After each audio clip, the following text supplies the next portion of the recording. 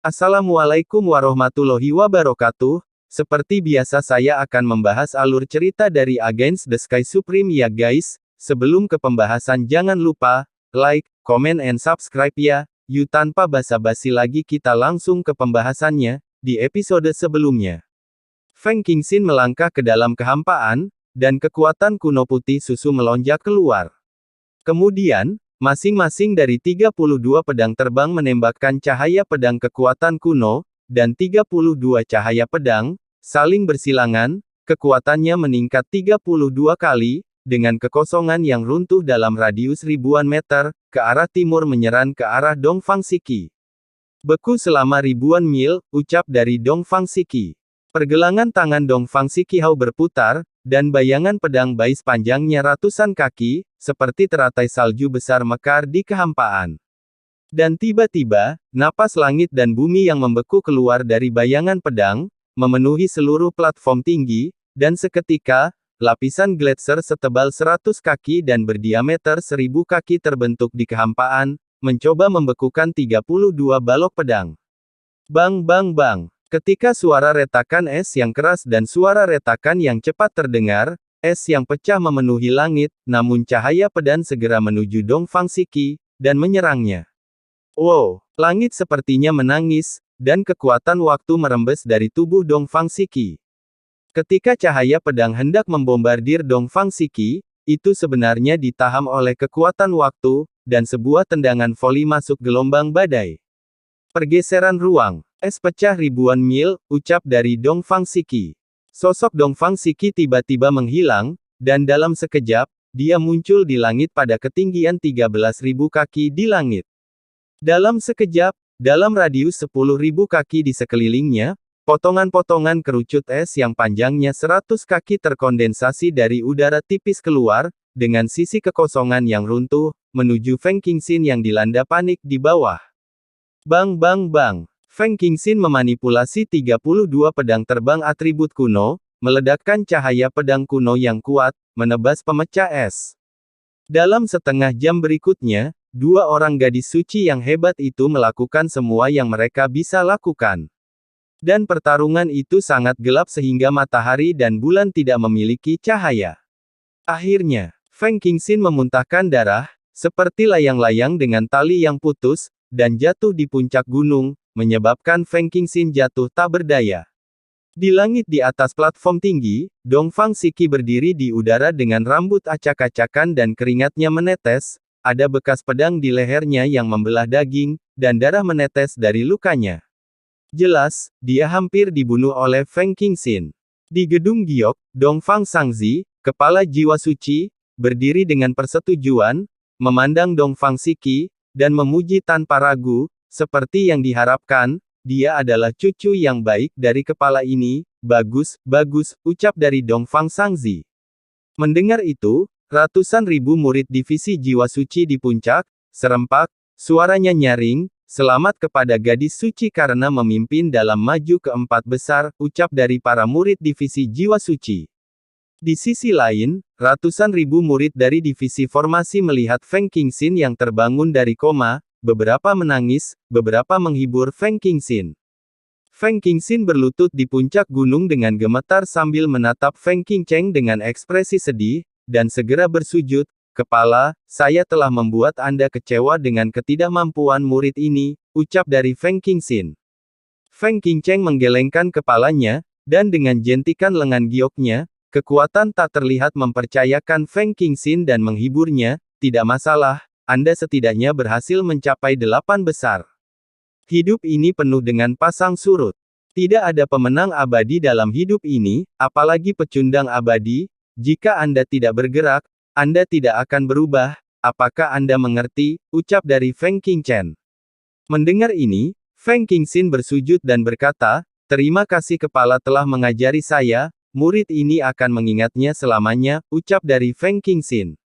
Pada saat ini, Feng Qingxin hanya tahu bahwa dia telah kalah dalam kompetisi besar. Dia kalah dari Dongfang Siki, tetapi dia tidak kehilangan nyawanya. Jika dia dipromosikan menjadi kekuatan keempat, jika dia bertemu Tan Yun dan Tuoba Yingying, maka dia tidak akan kalah sesederhana kehilangan nyawanya. Pada saat ini, Yuan Feng berkata dengan keras, "Selamat kepada gadis suci dari divisi jiwa suci Dongfang Siki, yang pertama kali memasuki semifinal. Sekarang untuk pertempuran kedua," ucap dari Yuan Feng. Mendengar ini, Jin Shaohong murid alkemia terbang ke platform tinggi. Jubah Tao bergetar dan melihat ke bawah murid divisi jiwa kuno, yaitu Su Yuxiao, kemudian Jin Shaohong berkata dengan nada yang sangat arogan. "Kamu hanya punya dua pilihan. Pertama, akui kekalahan. Kedua, itu adalah kematian," ucap dari Jin Shaohong. Di mata semua orang, kata-kata Jin Shaohong adalah penghinaan terhadap Su Yuxiao, tetapi Jin Shaohong tidak bersungguh-sungguh. Karena Jin Shaohong kuat, apa yang dia katakan hanya menyatakan fakta. Dia memiliki harga dirinya sendiri, karena dia adalah putra kedua dari keluarga Jin. Latihan yang dia kembangkan adalah latihan klan Jin yang terkenal di zaman kuno. "Sombong," ucap dari Su Yuxiao, wajahnya memerah, dia menyapu ke platform tinggi, dan memandang Jin Shaohong dari kejauhan. Selain kemarahan Su Yuxiao, adegan di benaknya bahwa ketika duel kedua, Jin Shaohong dengan paksa menghancurkan putra jiwa suci Luo Shengze. Pada saat itu, Luo Shengze tampak sangat lemah di hadapan Jin Shaohong, yang penuh dengan cahaya keemasan. Jika bukan karena Dongfang Sangzi, kepala jiwa suci, untuk memohon Gong Sun Yang Chun, jika tidak, Luo Shengze telah dihancurkan sampai mati. Di masa lalu, Su Yuxiao dan Luo Shengze bertarung satu sama lain, tetapi dia menang secara tragis. Oleh karena itu, pada saat ini, Su Yuxiao sangat takut pada Jin Shaohong. Tapi karena harga dirinya, dia hanya bisa menggigit peluru dan ingin melawan Jin Shaohong. Hehehe. Jin Shaohong mengabaikan Su Yuxiao dan tersenyum muram, "Karena kamu telah memilih untuk mati, putra ini tidak keberatan meluangkan waktu untuk memenuhimu," ucap dari Jin Shaohong. Ketika Jin Shaohong hendak bergerak, Su Liunian, kepala jiwa kuno gerbang suci di Menara Giok, mengambil napas dalam-dalam, dan berkata dengan keras, "Divisi jiwa kuno saya mengakui kekalahan, Xiaor mundur," ucap dari Su Liunian. "Kepala saya," ucap dari Su Yuxiao menoleh untuk melihat Su Liunian, dan begitu dia membuka mulutnya, dia dipotong oleh Su Liunian tanpa ragu, "Cucu, kamu bukan lawannya, dengarkan kata-kata dan mundur," ucap dari Su Liunian. Su Yuxiao menarik napas dalam-dalam, menatap Jin Shaohong dengan kejam, dan menyapu platform tinggi. Sejauh ini, empat besar kedua lahir, Jin Shaohong dari divisi alkemia. Sekarang kepala penegak hukum ini telah mengumumkan bahwa kita akan bersaing untuk tempat ketiga di empat besar. Dua pihak yang berlawanan adalah Gekin dari Angin dan Guntur, dan Tuoba Yingying dari divisi berjasa, ucap dari Yuan Feng. Begitu kata-kata ini keluar, Sima Yu memikirkan pertandingan kedua saat itu, Tuoba Yingying membunuh cucu tercintanya Sima Lingheng. Air matanya yang keruh jatuh di pipinya yang keriput, dan dia meraung dengan suara serak, "Gekin, bunuh dia, kamu harus membunuhnya," ucap dari Sima Yu kepala divisi Guntur Angin. "Kepala, yakinlah, pada murid ini," ucap dari Gekin, dan ada niat membunuh yang kuat di matanya. Pada saat ini, mata Sima Lingrou merah dan bengkak, memegang tangan Giok Gekin, dan dia berkata dengan sedih, "Kakak Ge, tolong biarkan Tuoba Yingying menderita sampai mati sebelum mati." "Oke," ucap dari Sima Lingrou sambil menangis. "Oke, saudar senior berjanji padamu," ucap dari Gekin sambil menyeka air mata Sima Lingrou. Setelah itu, Gekin tiba-tiba menoleh ke belakang, dan menyipitkan mata pada Tuoba Yingying. "Aku akan menggunakan hidupmu untuk memberi penghormatan kepada mayat hidup saudara junior Sima," ucap dari Gekin. "Yingying, lebih hati-hati," ucap dari Mu Mengyi. "Kakak ipar, jangan khawatir, aku akan baik-baik saja," ucap dari Tuoba Yingying tersenyum. Zhong Wu Xiao maju selangkah, dan di telinga Tuoba Yingying, dia berkata seperti nyamuk, "Jangan bunuh dia terlalu cepat, kamu dapat menghabiskan lebih banyak waktu bersamanya untuk menciptakan waktu bagi Tan Yun untuk pulih dari luka-lukanya," ucap dari Xiao. Tuoba Yingying sedikit mengangguk, sebenarnya, Zhong Wu Xiao tidak perlu mengingatkannya, dengan kepintaran Tuoba Yingying, dia pasti akan melakukan ini. Setelah itu, Tuoba Yingying berjongkok dan menatap Tan Yun yang sedang duduk bersila untuk pulih dari cederanya, dan berkata dengan lembut, "Saudaraku, aku pergi," ucap dari Tuoba Yingying. Tan Yun membuka matanya, mengangguk, dan berkata dengan murung, "Tetaplah hidup," ucap dari Tan Yun. Iya, Tuoba Yingying mengangguk berat dan melompat ke platform tinggi. Pada saat yang sama, Sen Subing tiba-tiba memikirkan sesuatu di dalam bangunan batu giok itu, melambaikan tangan kanannya.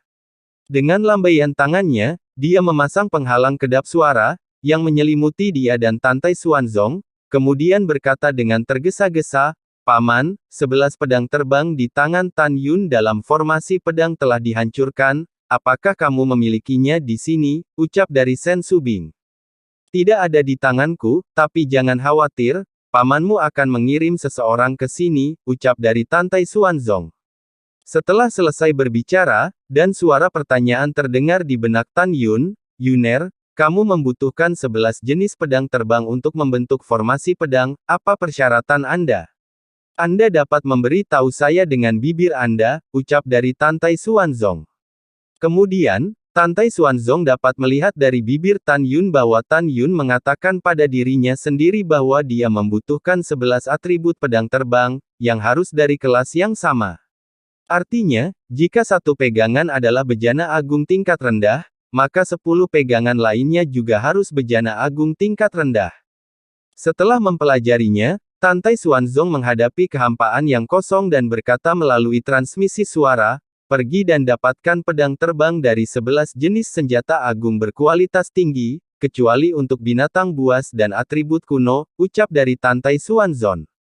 "Bawahan patuh, segera," suara tua penuh hormat bergema dari benak Tantai Xuanzong. Pada saat ini, ribuan bayangan pedang menyilaukan yang mengandung atribut angin dan guntur di platform tinggi merobek langit malam, dan momentumnya tak tertandingi.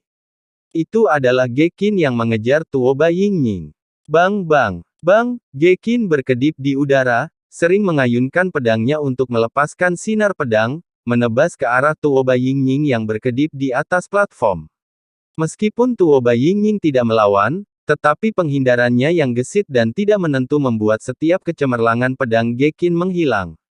"Tuoba Yingying, kamu sudah sangat lelah menghindar, bukankah kamu hanya ingin memberi Tan Yun waktu untuk pulih dari luka-lukanya? Kamu sedang bermimpi," ucap dari Gekin mencibir. Gekin tiba-tiba berhenti menyerang Tuoba Yingying, segera setelah itu, rambutnya beterbangan, dan kekuatan angin yang berlari untuk merobek segalanya, bangkit dari tubuhnya, dan berubah menjadi pusaran di langit. Kemudian, pusaran itu meningkat dan meluas dengan cepat, dan diameternya mencapai radius 3.000 kaki. Wow! Pusaran tenaga angin berputar dengan kecepatan ekstrim, merobek dan menghancurkan kekosongan dengan radius 5.000 kaki, memperlihatkan retakan ruang gelap dengan lengan tebal. Gekin meluncur ke langit dan berdiri di bawah pusaran air. Tiba-tiba, kekuatan guntur, yang setebal Zhangsu dan ratusan kaki, bergegas keluar dari tubuhnya dan bergegas ke pusaran tenaga angin. Ketika kekuatan 9 guntur mengalir ke pusaran angin dan guntur, tiba-tiba, angin dan guntur terjalin, dan langit menangis. Seolah-olah dewa sedang menatap Tuoba Yingying dan membuka mulut raksasanya. "Tuoba Yingying matilah. Wilayah pedang angin dan guntur, bunuh," ucap dari Gekin. Gekin mengangkat tangan kanannya, dan dengan gelombang tiba-tiba, pusaran langit tiba-tiba hancur, berubah menjadi angin dan guntur yang dipadatkan oleh kekuatan pedang angin dan guntur. Setiap pedang angin dan guntur panjangnya 100 kaki, menempati area kekosongan yang luas, dengan kekuatan penghancur seperti badai, dan kecepatan kekerasan seperti guntur, diselimuti ke arah Tuoba Yingying. Segera, kekosongan dengan radius 10.000 zang hancur saat angin dan domain pedang guntur menembus lurus ke bawah, menciptakan celah ruang besar yang mengejutkan orang. "Hati-hati, Yingying," ucap dari Meng Yi dan Xiao di atas puncak. Mu Meng Yi dan Zhongwu Xiao tampak gugup. Di gedung giok, Sen Subing mengepalkan tinjunya, matanya khawatir. Tuoba Yingying di platform tinggi berhenti dan melihat ke atas domain pedang angin dan guntur yang luar biasa, di matanya yang sedingin es, mengungkapkan warna ganas yang bukan milik manusia. Gekin, aku ingin kamu hidup sedikit lebih lama. Karena kamu tidak tahu harus berbuat apa, jangan salahkan aku karena kejam, ucap dari Tuoba Yingying. Jika para dewa melihat ekspresi Tuoba Yingying saat ini, mereka akan tahu bahwa dia akan membunuhnya dengan amarah. Bertindak kejam terhadap orang suci ini. Bodoh, ucap dari Gekin. Nada suara Gekin di langit sangat menghina. Membawa cahaya pedang dari kekuatan angin dan guntur, itu merobek kehampaan dan menyerang Tuoba Yingying. Gekin sangat yakin bahwa Tuoba Yingying akan terluka parah jika dia tidak mati di bawah domain pedang angin dan gunturnya sendiri. Bahkan jika Tuoba Yingying tidak mati, dan dia membuat beberapa pedang, dia pasti akan mati. Ketika Gekin merasa bahwa kemenangan ada di tangannya, dan Tuoba Yingying akan mati, tidak ada yang memperhatikan bahwa Tuoba Yingying yang berada di bawah domain pedang angin dan guntur, memiliki ekspresi jijik di matanya yang tajam. Kekuatan surgawi klan surgawi, langkah surgawi klan surgawi, ucap dari Tuoba Yingying. Medan pedang angin dan guntur dengan radius 10.000 kaki jatuh ke langit, menelan Tuoba Yingying saat ini. Tuoba Yingying dalam gaun putih tiba-tiba penuh dengan kesucian, dan nafas murni. Dia seperti hantu putih, tubuhnya sangat fleksibel, melaju di angin dan medan pedang guntur dengan kecepatan tinggi, kecepatannya lebih cepat daripada langkah ilahi Hongmeng Tanyun.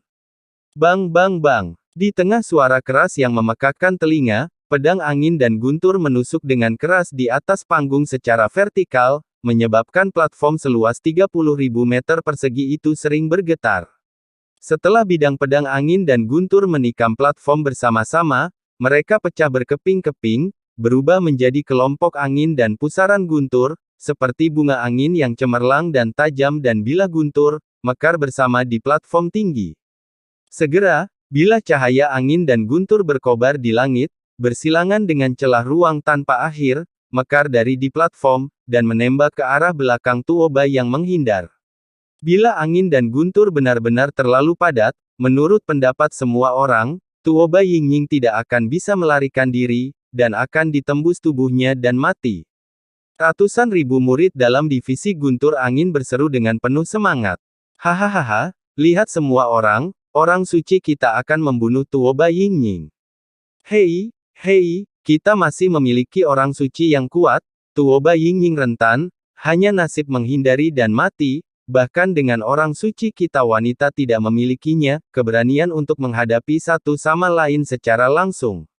Iya, tapi apakah kamu memperhatikan bahwa Tuoba Yingying belum pernah menggunakan senjata apapun sejak awal kompetisi, jadi apakah dia masih memiliki kartu truf?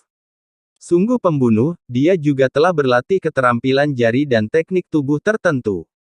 Diperkirakan keterampilan pedangnya tidak sekuat keterampilan jarinya. Jika tidak, pikirannya tidak akan dapat menggunakan pedang, ucap dari para murid divisi guntur angin. Pada saat ini, seorang murid dari divisi guntur angin berhenti berbicara dan kemudian berteriak dengan penuh semangat, semuanya, lihat, Tuoba Yingying akan mati, ucap dari seorang murid itu. Kemudian, Tuoba Yingying berhenti menghindar, dan membuat 3 juta orang di puncak punggungnya. Pada saat ini, tidak ada yang memperhatikan bahwa Tuoba Yingying yang membelakangi kerumunan, memiliki tatapan ganas di matanya yang ganas. Ini adalah ekspresi yang bukan milik manusia. Tepatnya, Tuoba Yingying sama sekali bukan manusia, dia hanya memiliki penampilan manusia.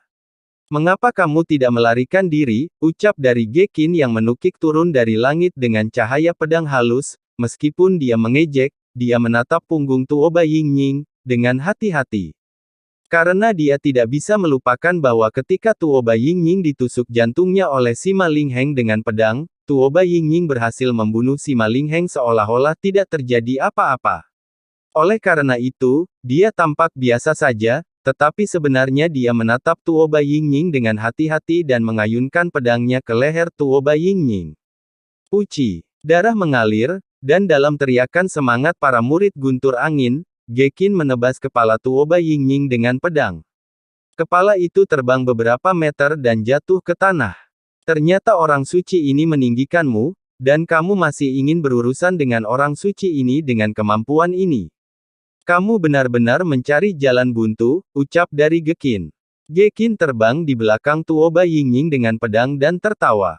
Di gedung batu giok, Tantai Xuanzong dan Sen Subing menghela nafas saat mereka melihat mayat tanpa kepala Tuoba Yingying yang akan jatuh.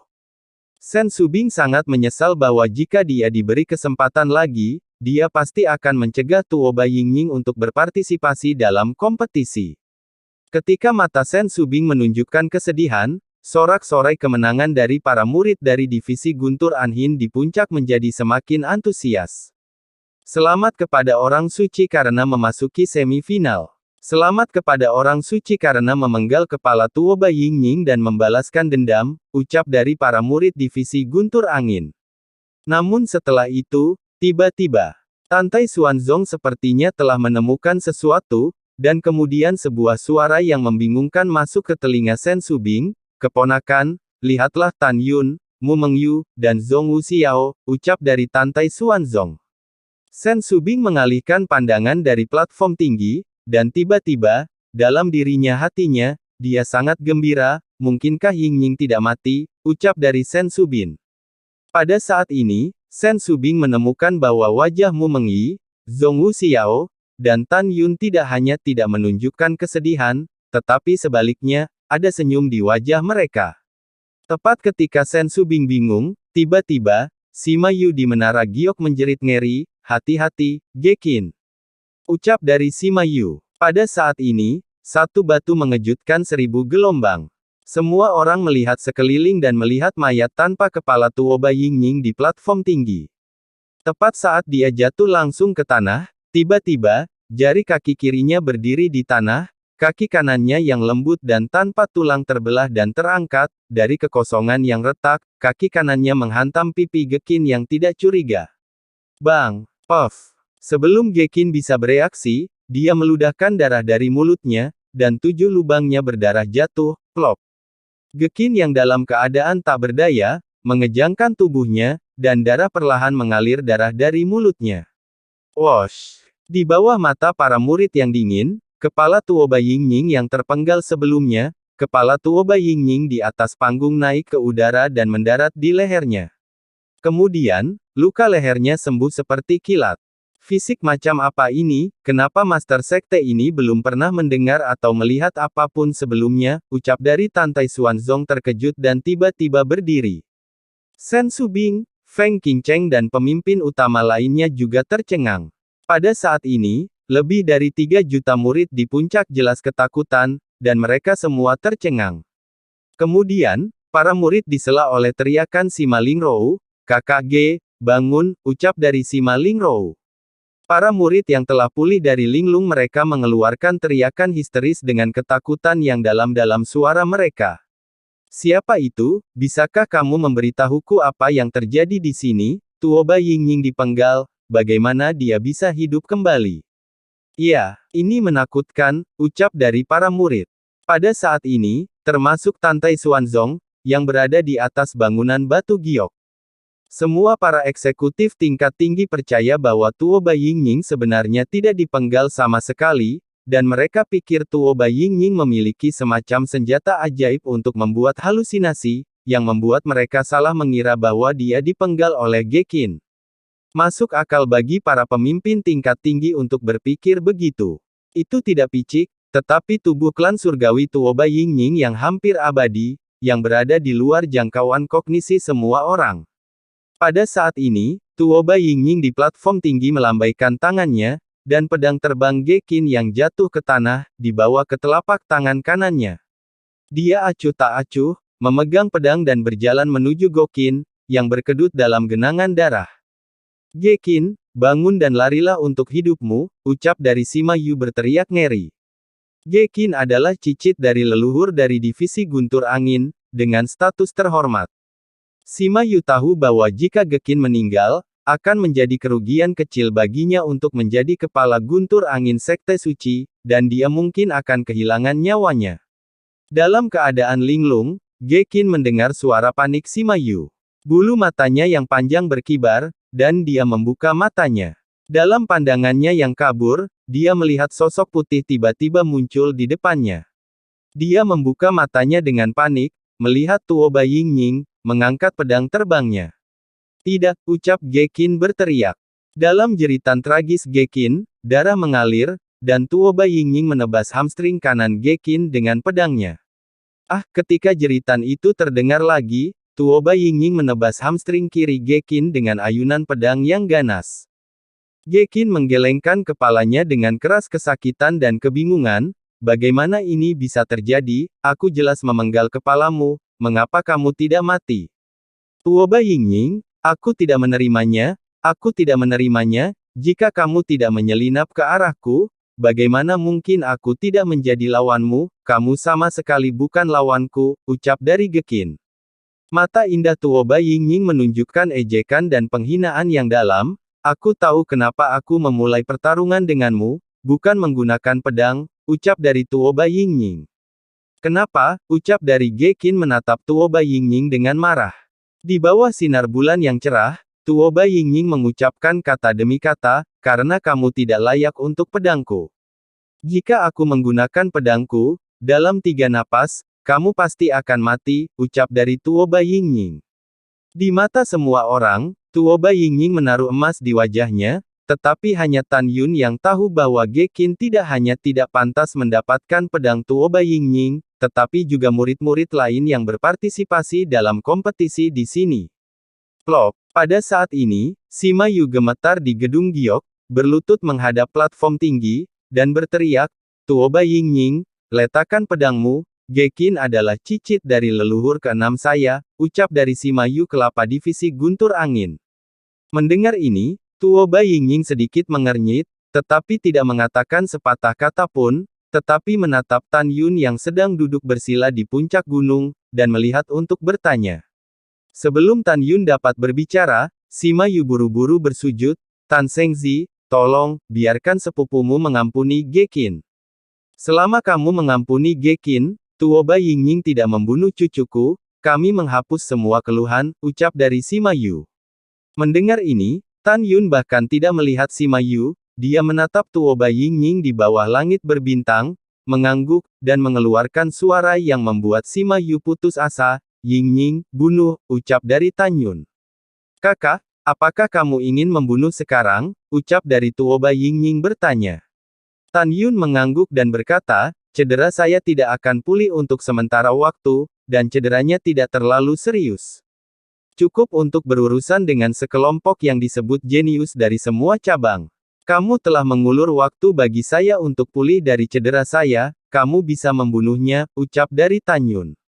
Iya, Tuoba Yingning menundukkan kepalanya sedikit, lalu, menatap Gekin, yang menangis panik, dia berkata dengan dingin, karena kamu membunuh orang dan seperti memenggal kepala orang, maka aku akan membiarkanmu mati, sebelum kamu mati, rasakan bagaimana rasanya mati seperti ini, ucap dari Tuoba Yingning. Setelah berbicara, Tuoba Yingning mengangkat pedang terbangnya dan hendak menebasnya. Tiba-tiba, sebuah suara tua dan panik terdengar di langit, tinggalkan orang di bawah pedang, ucap dari suara itu. Detik berikutnya, seberkas cahaya abu-abu menembus langit melalui awan. Menembak jatuh di atas puncak dari bawah langit berbintang yang luas, dan berubah menjadi lelaki tua berjubah abu-abu berusia 90 tahun.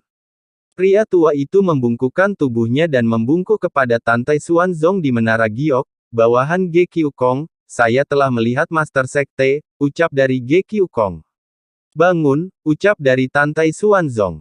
Terima kasih, Master Sekte, ucap dari Ge Qiukong. Begitu suara Ge Qiukong jatuh, Sima Yu dari Menara Giok buru-buru melompat dari puncak gunung, dan bersujud kepada lelaki tua itu, murid memberi hormat kepada guru, ucap dari Sima Yu. Ge Qiukong menamparkan wajah Sima Yu. Tuan, tenanglah, ucap dari Sima Yu merangkak di depan Ge Qiukong dengan ngeri, tertegun, lalu berbalik menghadap ratusan ribu murid guntur angin, dan memerintahkan, cepat dan temui leluhur ke-6, ucap dari Sima Yu. Ratusan ribu murid-murid segera merangkak, dan berkata, temui leluhur ke-6, ucap dari para murid. Baiklah, bangun, kalian semua, ucap dari Ge Qiukong melambai pada murid-muridnya, memandang Sima Yu, dan mendengus dingin, berlutut saja untuk guru, ucap dari Ge Qiukong. Ya, Sima Yu sering mengangguk.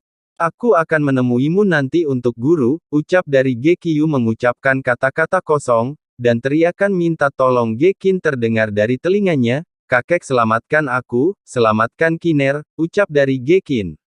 Oke, Kiner, jangan menangis, kakek pasti akan menyelamatkanmu, ucap dari Gekyu Kong sambil melihat penampilan Gekin di atas panggung, air mata berkedip di matanya yang mendung, lalu dia mengepalkan tinjunya ke arah Tan Yun dan berkata dengan tulus, Tan Shengzi, Kiner tidak punya dendam padamu, maafkan dia, aku hanya memiliki dia satu-satunya, ucap dari Gekyu Kong. Pada saat ini, suara acuh tak acuh Tantai Xuanzong terdengar di benak Tan Yun, Yuner, Gekyu Kong adalah mata-mata, Gekin tidak akan tetap hidup, ucap dari Tantai Xuanzong. Sebenarnya, bahkan jika Tantai Xuanzong tidak mengatakannya, Tan Yun juga pasti tidak akan melepaskan Gekin.